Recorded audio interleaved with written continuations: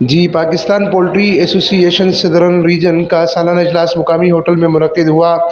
Pakistan poultry ایسوسی ایشن region کی سالانہ کارکردگی رپورٹ بھی پیش کی گئی۔ اجلاس کی صدارت پاکستان پولٹری ایسوسی ایشن صدرن ریجن کے وائس چیئرمین غلام محمد کی صدارت میں ہوئی۔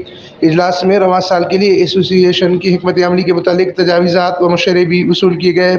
اجلاس میں متفقہ طور پر طے ہوا کہ ایسوسی ایشن کی ممبرشپ بڑھائی جائے اور ممبران کو آن بورڈ لینا ہوگا۔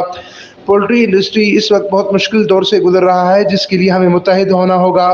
اجلاس میں فیصلہ کیا گیا کہ پولٹری انڈسٹریز کے معاملات کے حوالے سے وزیر اعظم پاکستان سے ملاقات بھی کی جائے گی اور ان سے انڈسٹری کی تباہی اور معاشی معاملات پر بھی تفصیلی گفتگو ہوگی۔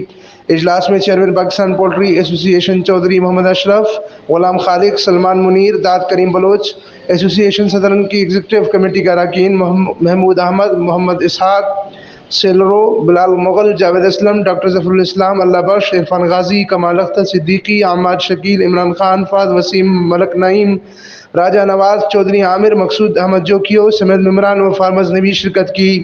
امین فاروقی، فارسٹو نیوز، ٹھٹہ سندھ۔